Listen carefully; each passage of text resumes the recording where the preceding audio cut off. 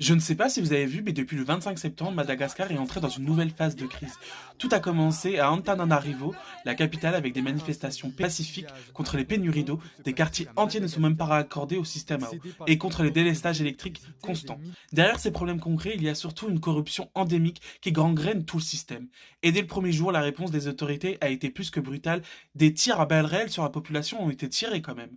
Le soir, lors de ces journées de mobilisation, des actes de vandalisme et de pillage ont eu lieu dans plusieurs villes. Mais ce qui choque, c'est que les forces de l'ordre étaient totalement absentes à ce moment-là. Beaucoup y voient une manipulation politique. Laisser faire pour ensuite décrédibiliser le mouvement à l'international. Certains accusent même le pouvoir d'avoir corrompu des habitants pour provoquer ces pillages. Dans un contexte où la pauvreté est telle que beaucoup n'ont pas d'autre choix que de piller pour se nourrir. Comme par hasard, les commerces liés au pouvoir n'ont pas été touchés. Dès le lendemain, la génération Z, à l'origine de la mobilisation, a condamné ces exactions et s'est mobilisée pour aider les commerçants à reconstruire. Preuve que cette contestation est profondément citoyenne et légitime. Ce mouvement est porté par la génération Z malgache, un collectif jeune et transversal qui rassemble aujourd'hui bien au-delà des jeunes.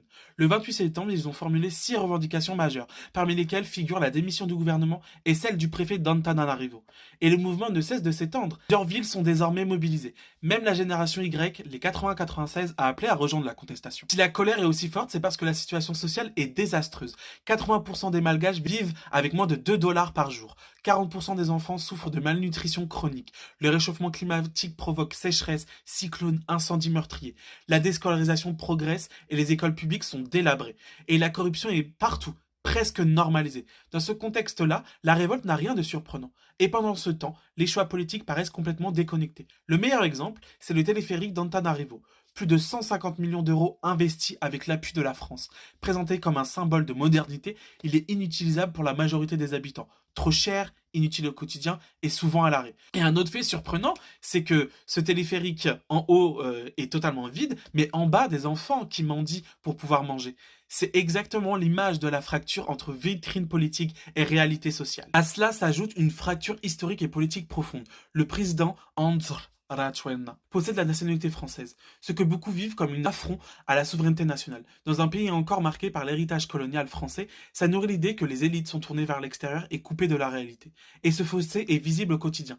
Les enfants des dirigeants partent étudier à l'étranger, alors que des milliers d'enfants malgaches sont déscolarisés, et que les écoles manquent de tout. Ce contraste alimente un sentiment d'injustice immense. Ce qui rend tout cela encore plus révoltant, c'est que Rajoelina est arrivé au pouvoir en 2009 après un coup d'État, en promettant de lutter contre la corruption et de rendre le pouvoir au peuple. Aujourd'hui, il incarne exactement le système qui est dénoncé. Pouvoir confisqué, clientélisme, enrichissement des élites. Et beaucoup de malgaches posent cette question simple. Comment se fait-il que nos richesses profitent à tout le monde, sauf aux malgaches eux-mêmes? Franchement, je ne comprends pas pourquoi on ne parle pas plus de Madagascar.